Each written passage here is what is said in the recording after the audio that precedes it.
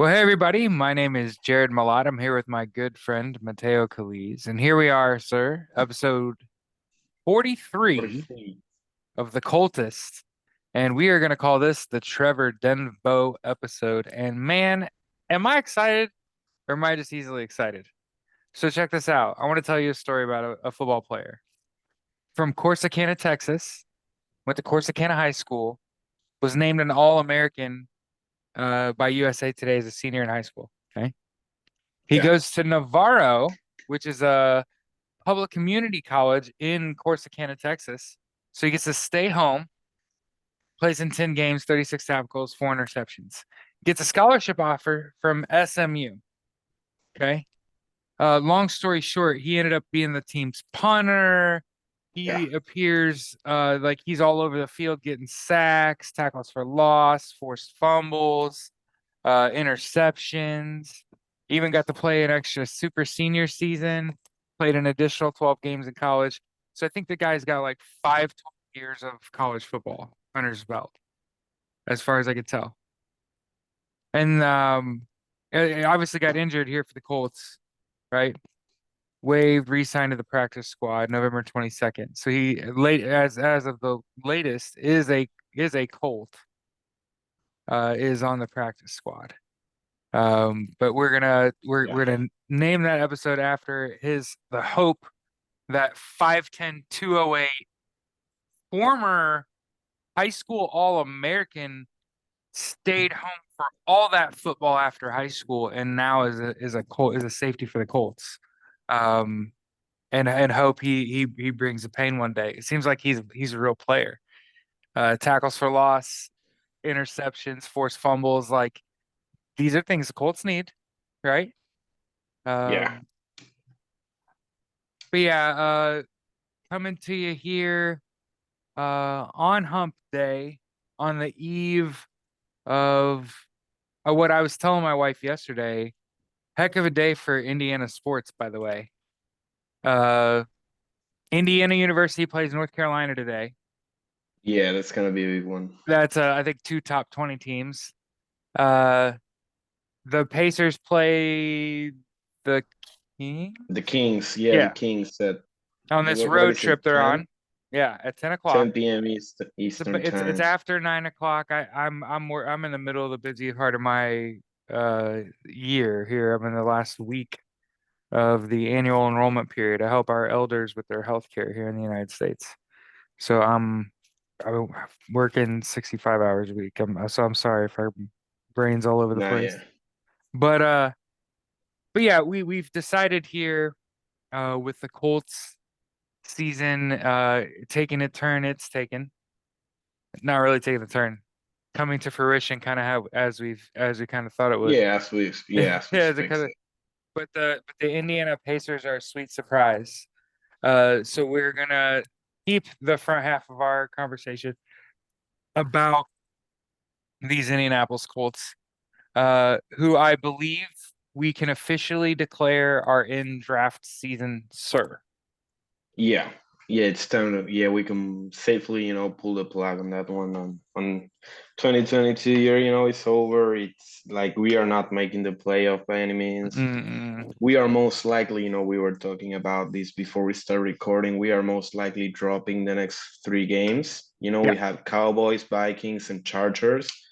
These are all Hmm. teams that are much better than us, and they Hmm. have something to play. Yeah. So yeah, basically, season's over. We have to start looking towards the draft, and we have to start like you have to be at least, like 95% sure we're taking a quarterback. There's no way Jim Irsay, watched these past 5 years and says, yeah, we can still go the veteran way and grab, other teams, castaways. Matt Ryan, Carson Wentz, Phil Rivers, that doesn't work in the long term. You need your guy.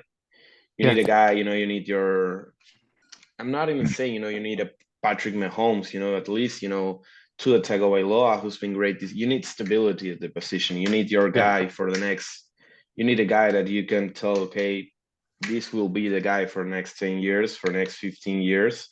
You can plan around that. And that's, in my opinion, what they need to get. Get that young guy, develop him, develop the players around him, and see what you got. But this way of building the roster, it just has not worked. And I'd also argue there hasn't been a quarterback worth taking a year off or tanking or what else you want to call it. Um, I think it starts up front, obviously, but there's a lot of um we're not quite there when you watch the Colts play. Yeah, Outside of offensive line woes, that's just like a more of a general statement.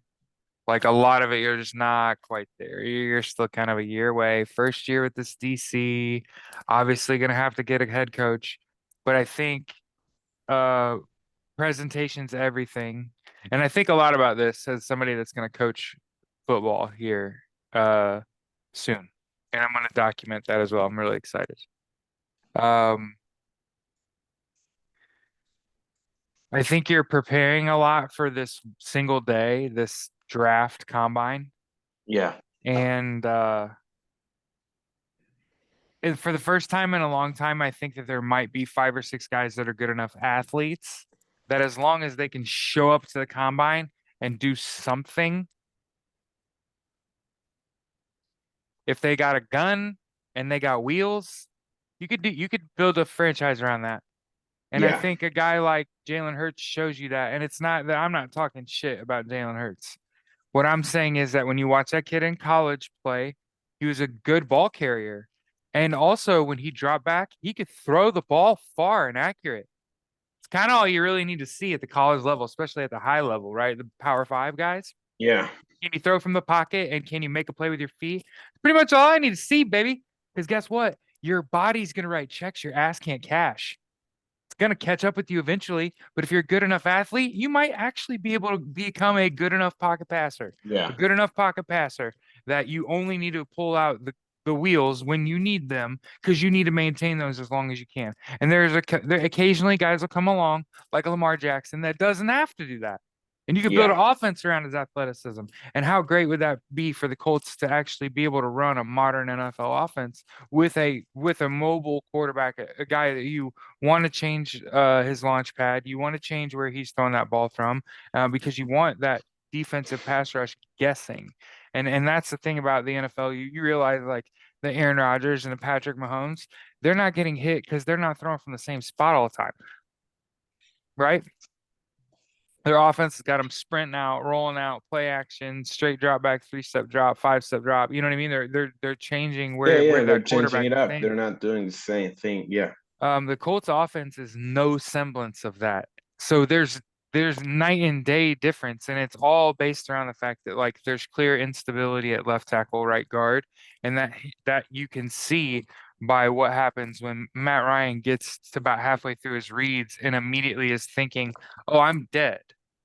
Like yeah, not only it's he's trying to tuck the ball and crawl into the fetal yeah. position. You can Like tell. We talked about this last episode. Like you can tell the guy is, just one he's in read, two reads, self-presentation, and yeah, and self-preservation mode. he's tugging it up, and he's taking those losses. Yep. Yeah, that's I not. think that pride and ego is what's keeping the lid on what I anticipate are a myriad of storylines once this season ends. Obviously, I think when we look back on this season, Jim Irsay will be the real big story here, where I think in hindsight, the firing of Frank Reich might be premature. Um, the offensive line might have just been washed. Like it Yeah, just might have been unfixable and not worth trying to plug that hole because a bunch of teams had your number otherwise. yeah, Um, there's no, it's like I was telling somebody on the phone about this today. But it's all about like you you put Matt Ryan back in because you already spent all that money on him. yeah, He plays well enough, he may get bought out. Somebody else might decide, hey, we'll trade for that and to give Colts more. And I actually have no information. I don't know any inside information, but I have this inkling that Matt Ryan's gone. Um, I think Yeah, I guess that too. Yeah. I think when Jim Irsay fires Marcus Brady, trades Naheem Hines, who I kind of feel is like one of the guys that the locker room really liked. Yeah. And he's not been doing great with the Bills either. You know, he's been. No. I expected him to be, you know, really well, perhaps get a decent role in a decent offense. That has not been the case. So I'm really disappointed for the guy.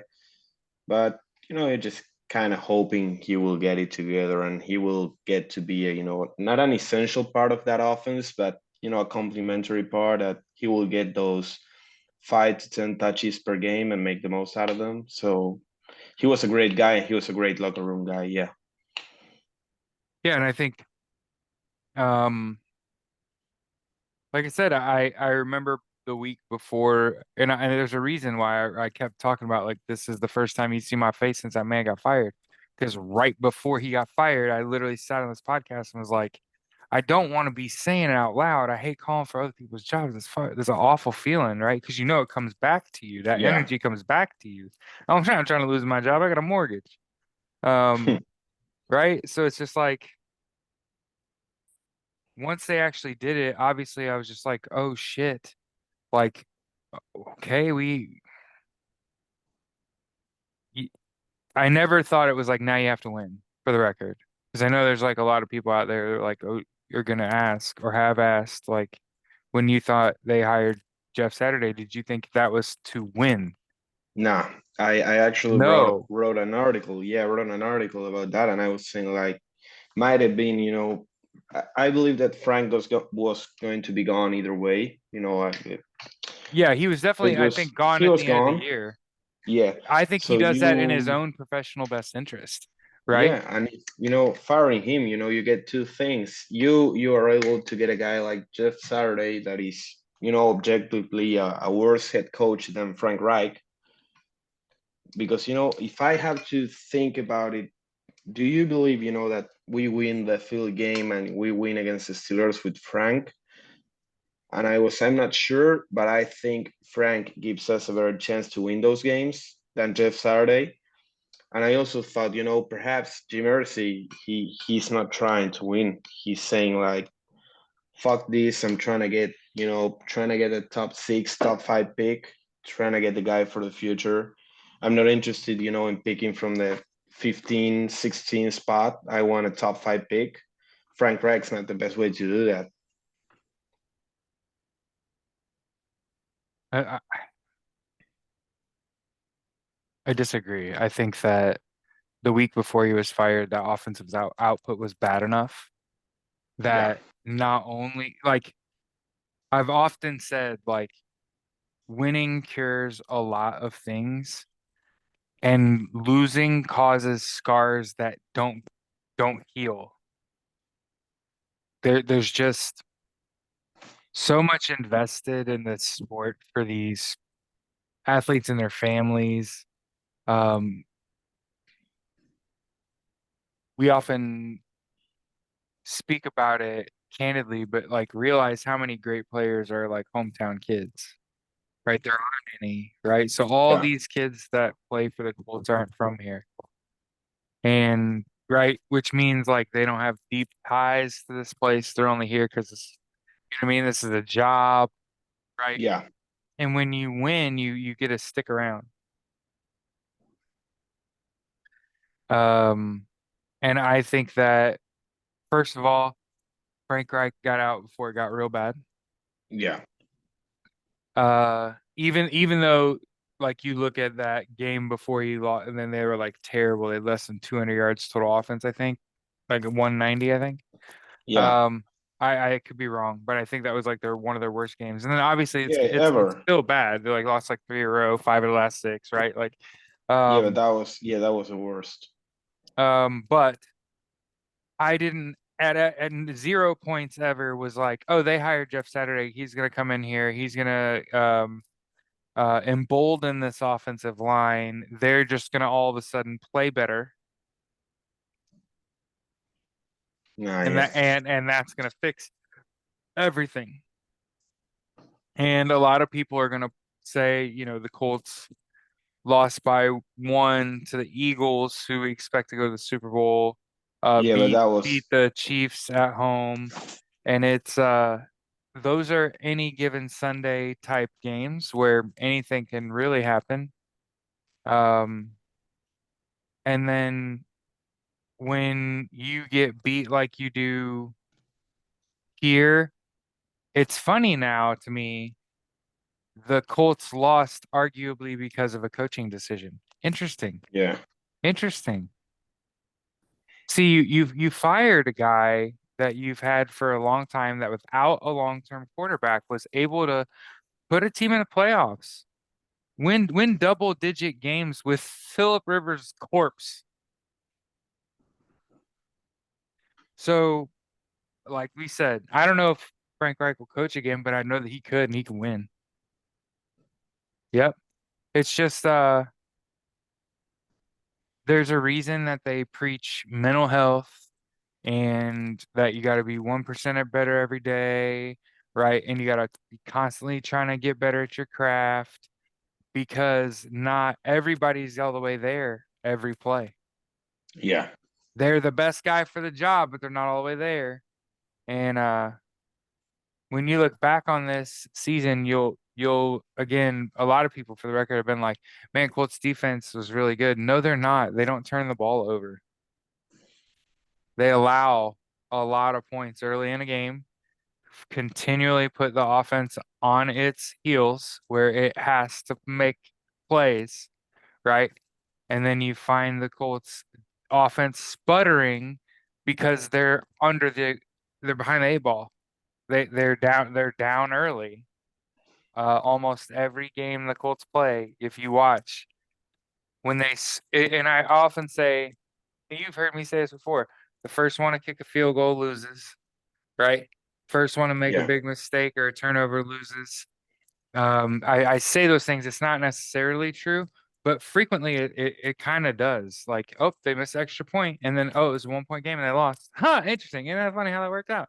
Um, but yeah, the problem that a guy like Frank Reich is going to have is holding a sinking ship together. Yeah. Jeff Saturday won't have that problem because he'll have these guys every week in good spirits, knowing like, hey, you're as Yeah. ready as Practicing hard. Yeah. practicing hard, doing a lot more one-on-one shit, keeping your tools sharp, and you never know what'll happen. You really don't. And I honestly think that's coming from Jim Irsay. Don't give up. We definitely need the organization needs to continue to make money all 18 games of it, whatever, 17, 18 fucking games a year. Whether we make the playoffs or not, I still gotta sell fucking tickets, right? Um, but it's worth pointing out when it's time to shift our thoughts from how's it looking for us in the playoffs and start saying like, can you get inside? Can you crack the top 10? Because right now, uh, at Tankathon, which is a new website I found, which is hilarious. Yeah. The Colts Yeah. have It's a really good the side. 14th pick. And when you go look at, and I also want to make sure I say this on my podcast because I've talked about this guy for years. Derek Carr, a few weeks ago, cried at his post-game press conference. And I quote, "It sucks, man. It sucks working as hard as we work and doing all of these things that we do to our bodies just to sleep at night. And to know that for some of the other people in that locker room, it doesn't even mean that much to them. Them boys are 2-0 since he said that. So I just want to point out what leadership looks like. Yeah. And by the way, has been a top fucking 10 quarterback. And I've been saying, get his ass because he ain't winning there, but he's great. I rest my case. Right? So the Colts are in that purgatory where like we said, we've now pontificated. I think Matt Ryan might be gone. I'd argue Sam Ellinger and Nick Foles probably gone. Like the Colts might have a completely bare and them guys may go on and play somewhere else. But I think if I'm a Colts player that isn't an entrenched starter, like a Jonathan Taylor, a Michael Pittman, a Quentin Yeah, Nelson, a lot of the guys along the defensive front, your Shaqs, right? Like if you aren't like an impact player signed up for long term currently, you're thinking about your prospects elsewhere. Because what could definitely happen is it could be bad for a while when you tank for a quarterback. yeah, Because most assuredly, there are going to be good players on your team that ain't about that life. Like DeForest Buckner is a good example of a player that like wants to win and came here to yeah, win. Um, and I think that I would love to sit here and say the Colts brand is a strong brand with great leadership, that it shows itself repeatedly, right? Um, at the same time that we're thinking about the Colts draft pick, I'm also thinking about who's the next Colts head coach, right? It's one thing. Um, I wonder who that person will be. Because it's one thing to have good X's and O's, and you try to think about who's better than Frank Reich at the X's and O's that you're just going to be able to go out and get. Like, who's that guy? Now, I think of yeah. Jeff Saturday as the probably the replacement for Chris Ballard, who I also imagine could be out. Um, I think that he got 5 years to kind of figure it out, and it didn't happen. And when you look at the hits and misses kind of percentages, and you think about, do you think Jeff Saturday could do that good? Nah, If he had the same resources, the same team, and you just take Chris Ballard out and put Jeff Saturday in, do the Colts become more interesting? I think they do. Did I say like he's going to be better at his job? No, but like Jeff Saturday be yeah, more, yeah, more reachable. He'd be more sit down, talk to you about what we're about to do. You know what I mean? Like yeah, he's more ingrained into this culture than I, you know what I mean? Or maybe like director of player personnel, maybe not a GM, maybe not a general manager. I've still Peyton Manning potentially. You want to come in yeah. here and be the Yeah, GM? You want to GM uh, this? yeah. I don't know if But like I said, that's. I don't know if that's an enticing job offer right now to throw around. Come to Indy, be the GM. That's. Yeah, I don't know if he's taking it, even considering the ties he has with the team. If I'm him, I'm not taking it.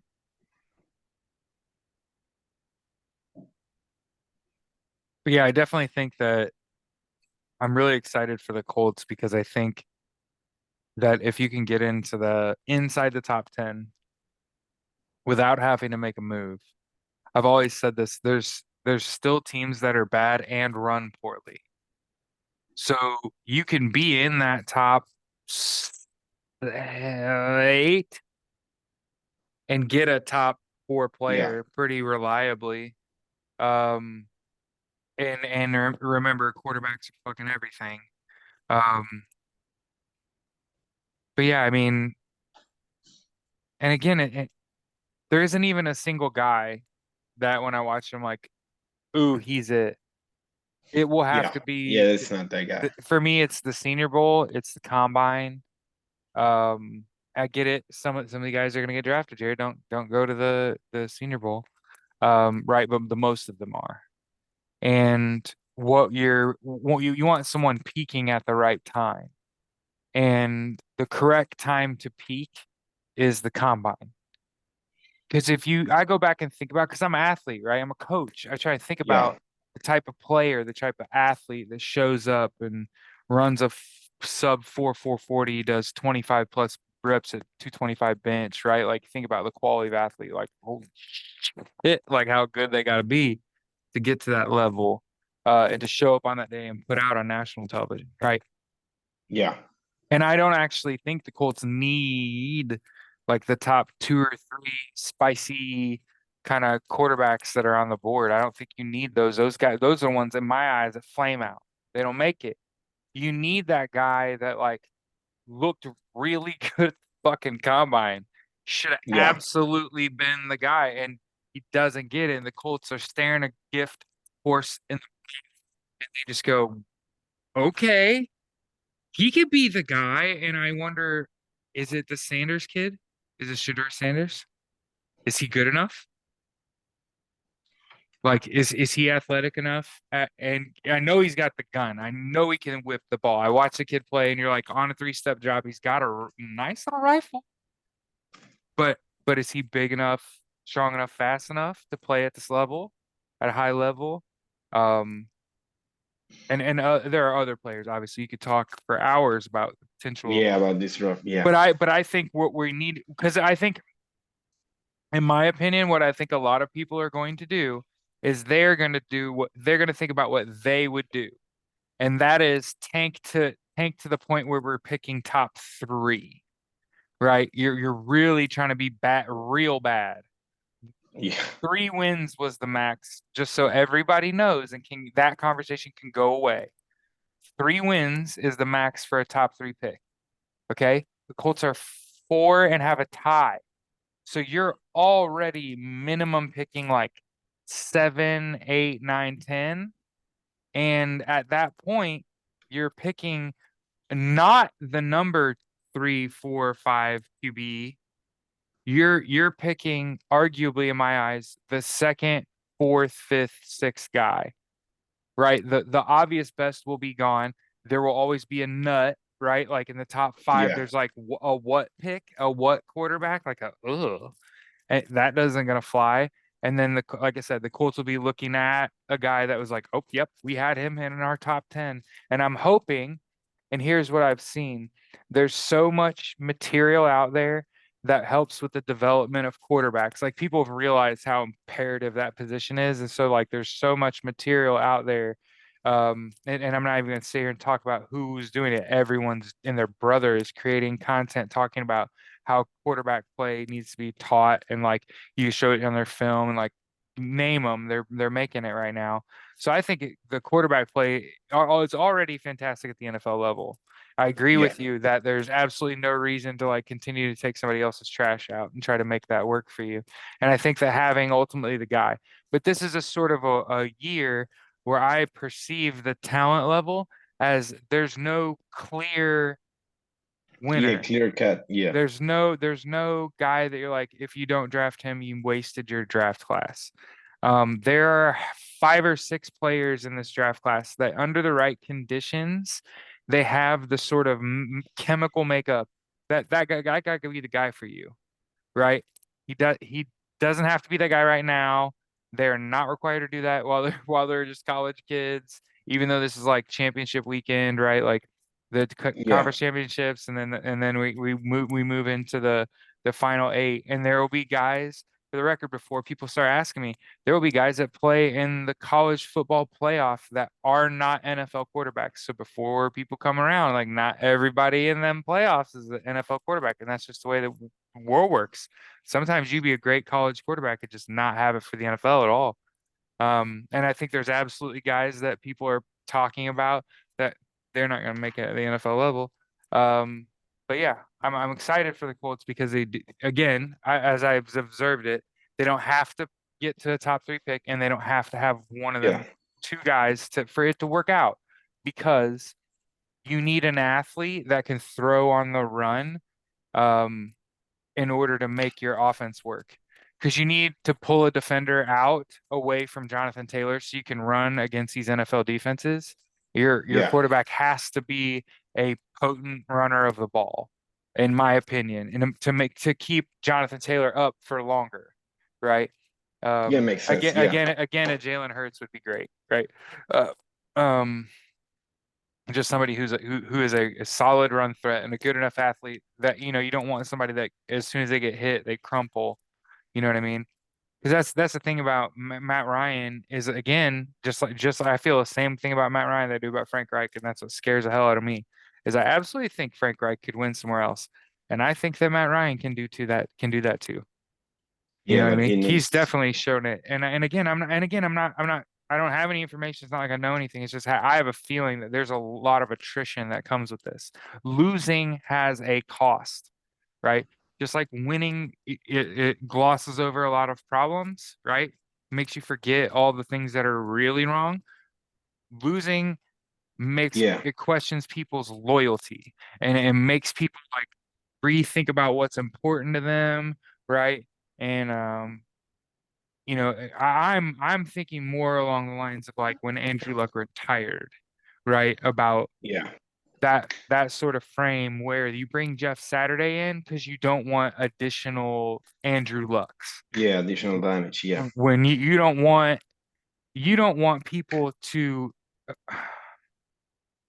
lose and you think that guy is the right guy for the job because it's conflicting, right? Like we're not winning, but I still think he's the right person for the job. Like we need to separate that. We are long past the point now where it's like, no, it's not you're winning games if Frank Reich's here. No, it's just obviously Jeff Saturday wasn't brought in here to win.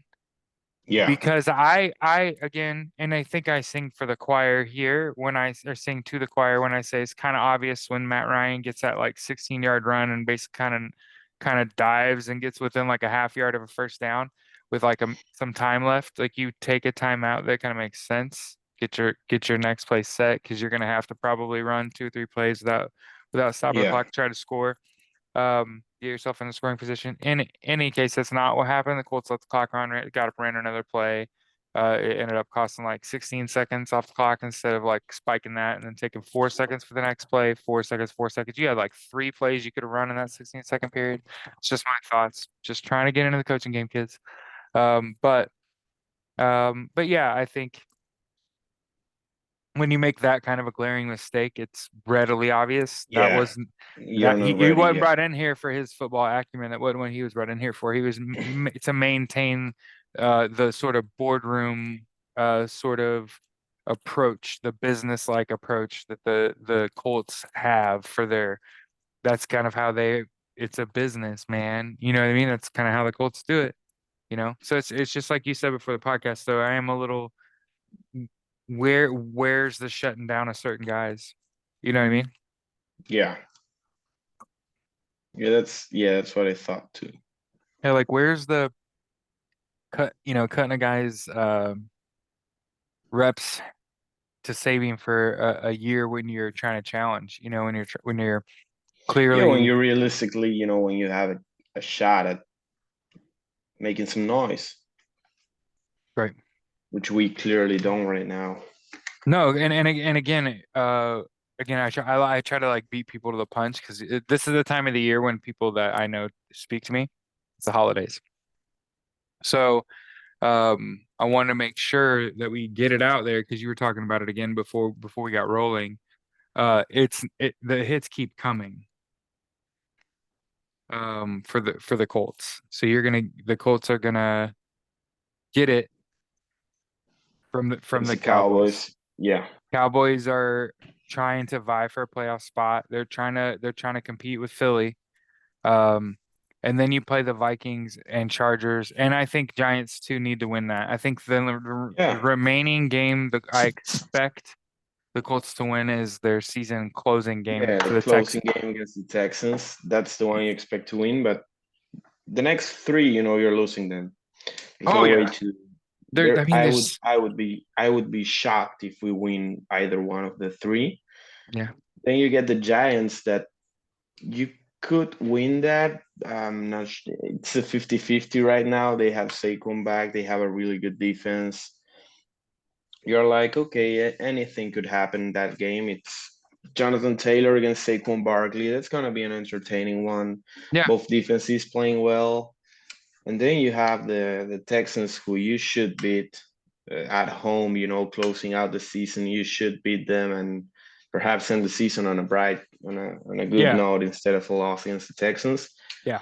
But by then, most likely we are already looking at the draft, looking at the offseason free agents, whether Ballard's going to be fired or not, which remains to be seen because right now, I wouldn't be so certain that he's still there once the season ends. No, there's no guarantee, and I think as you say that I have flashbacks to the press conference where it's him introducing Jeff and um Chris Ballard is to Jim Irsay's right. And when they first sit down, you see Chris Ballard and he looks like a ghost. Like he is freakishly white. And if you know anything about Chris Ballard, like he looks sunned regularly, like he's getting some sun, right? So for him to look like almost like he's on his way out, right? Like Yeah, um I think that, I it's not personal. It's same thing I say about Frank Reich. I had other people reach out to me upset about me talking about religion, right? Um we're talking about football, man. Like let's keep it about football. What are we talking about?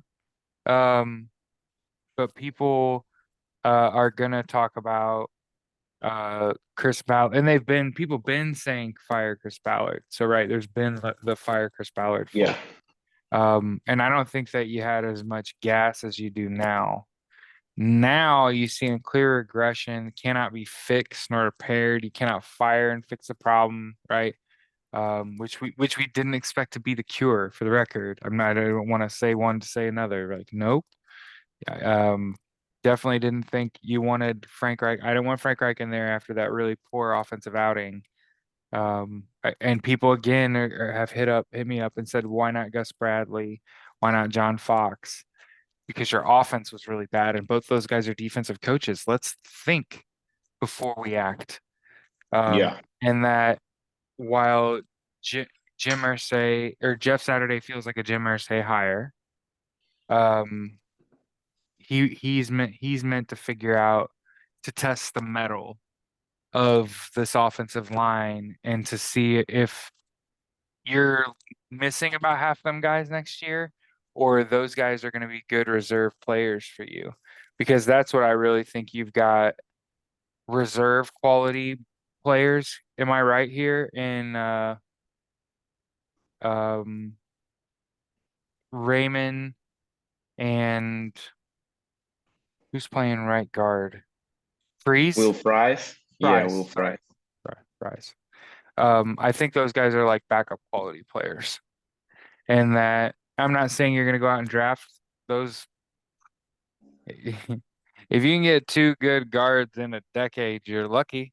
Um, but yeah, I don't think you can plug both holes in this draft and get a quarterback without trading some hardwares, trading some players.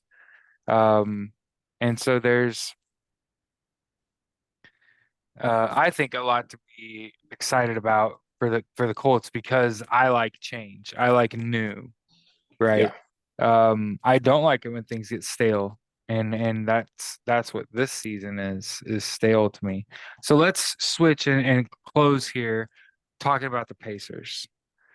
Obviously, it's not fun to talk about a team that's losing and it is expected to lose, but it's fun as hell to to talk talk about the about team. a Yeah, team that is really super young and appears to have it figured out.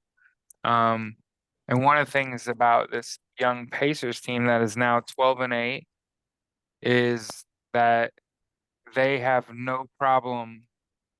I believe they are 13. Let me check, but I believe it's 13-7 actually because of the win against the 12-8. No, I'm sorry, man. My bad. It's It's okay. It's okay. uh, I was gonna be like, okay, you're fine. You can have it. Maybe I was counting this win or taking it from yeah. them. Hope the Sabonis Sabonis De'Aaron revenge Fox. game, perhaps. Yeah. Yeah, It's the Miles Turner versus Sabonis. it's gonna be a good one.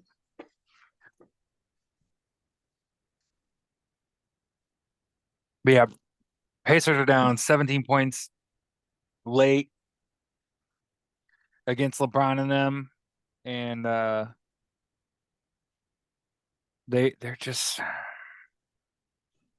they're young and unafraid, and there's something to be excited for when you got just a bunch of young kids out there, um, just trying to get the ball to the open guy. And then you've got veterans that are just playing well. Yeah. Um, gosh, Buddy Hield and Miles Turner are just special like players in the NBA. Like they're actually really good, and they're both on the same team as they could each hold up a franchise. I think with the quality of play, Buddy Hield's athleticism has surprised me, which is fine. Like you're a basketball player, you're supposed to be a good athlete. But I definitely thought he was just more of a set shooter. You know what I mean? And he's definitely not. He'll Yeah, he's take it. more than that. Yeah. He's definitely more than that. And then obviously you could gush all about Halliburton and Duarte and um. But yeah, I think they definitely have a great coach. Definitely have the guy there, right? I think in the NBA, um, either have to have a dynamic scorer or a dynamic distributor. And Halliburton's easily that. And then you have the potential of uh, Ben Mathurin being Yeah, your being the guy. Yeah. the man. Um, Still coming off the bench. Doesn't appear unhappy with that role, but he's instant offense, especially against your backups. Um, because again, he's 6'6", 210, Yeah. and it's about 30 pounds bigger than Michael Jordan was when he was drafted at the same height, for the record. And he's a really good athlete as you've seen. But yeah, the Pacers are winning because they're unselfish and unafraid.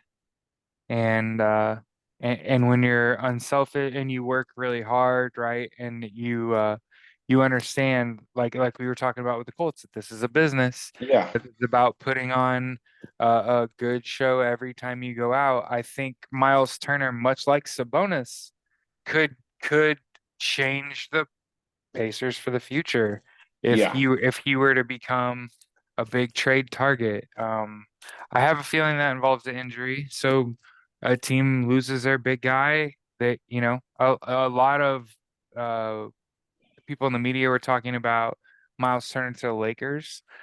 Yeah. And I, of course, no, I don't want any of those players.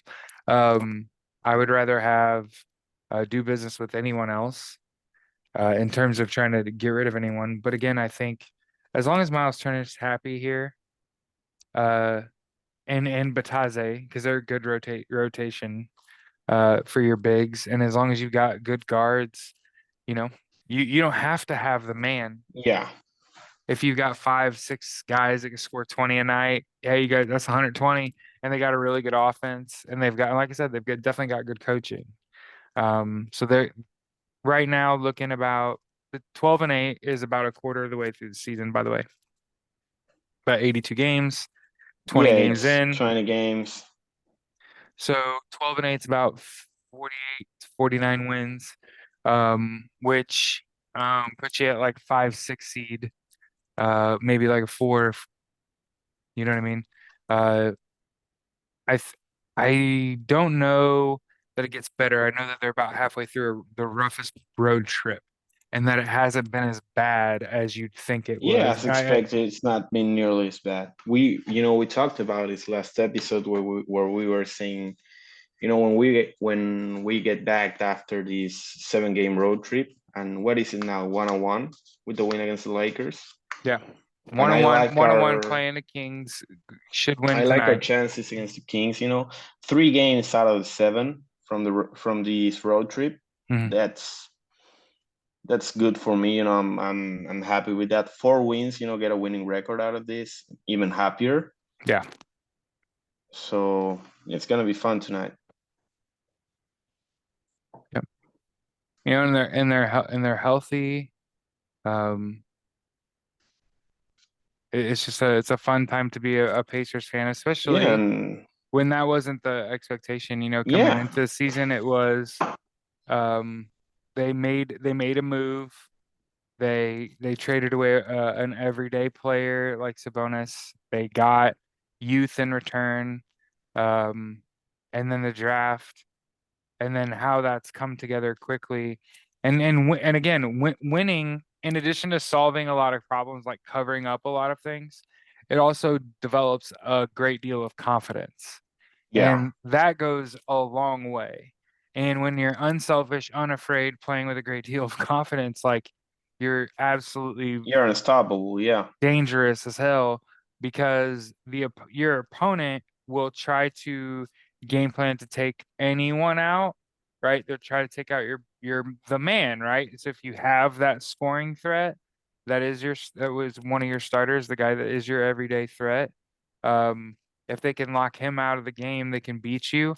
But the Pacers are tough to beat, man, because there's 2 or 3 players on their second unit that are starter level players that are instant offense when they come off the bench, and it takes a lot of players time to kind of get going, to get their legs warm because they've been sitting on the bench that whole time.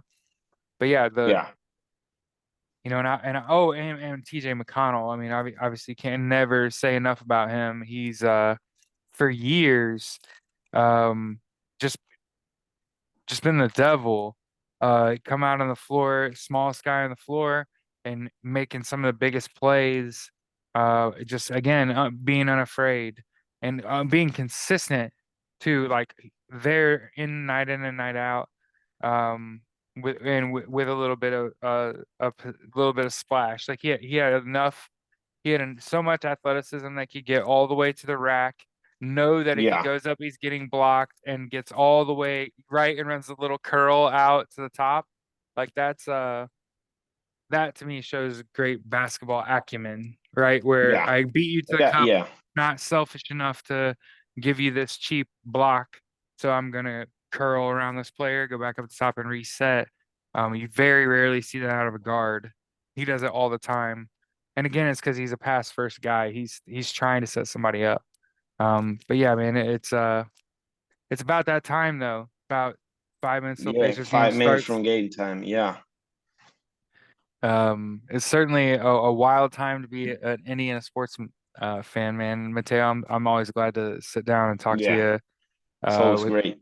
Yeah, man. It's like I said, a lot of people tie their happiness to a record they have you have no ability to impact at all. Like Yeah, that's you can't affect that outcome, how you derive happiness or sadness from it. And so again, I want to close this podcast by asking the people that also like what we like try not to derive so much maybe negative out of what's happening to the Colts. And once you realize what should be ahead of us, right? It's gonna be rough. If you know that, it's easier to accept and move on and realize like there's hope beyond that. That yes, this is gonna happen. There's good days ahead too, right? yeah. It's It's gonna gonna be get better. better. Yeah, Gonna take some time. It's gonna be a lot of new faces, man. And I think again, I got it tattooed on me, and I have to remind myself, I got it tattooed on me to embrace change, right? Like I know how change can have such a profound impact upon you, and how being able to accept that and being able to like understand that is a powerful thing to be able to do. And I think if we can pass that on to people to not be so sad and in your feelings and emotional when the Colts don't win, yeah. When you don't right? win, yeah. You didn't have anything to do with it, right? Who cares? It's not. Yeah, It's not your fault. your life is exactly the same after the loss. Exactly. So yeah, enjoy the games this week. Uh, happy holidays, and we'll see you about this time next week. Yeah. Yeah, yeah, See you, exactly. everybody. Yeah. Oh no, what do I do? Oh,